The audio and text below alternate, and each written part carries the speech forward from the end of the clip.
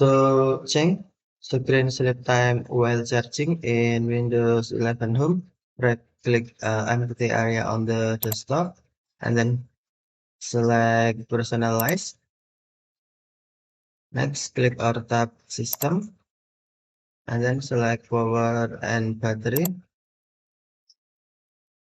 Tap or click Screen and Sleep and then on when plugged in, put my device to sleep after.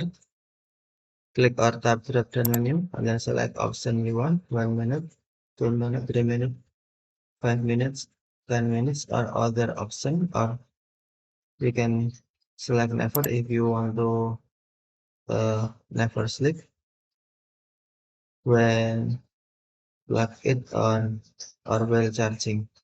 Okay, thank you for watching. Have a nice day.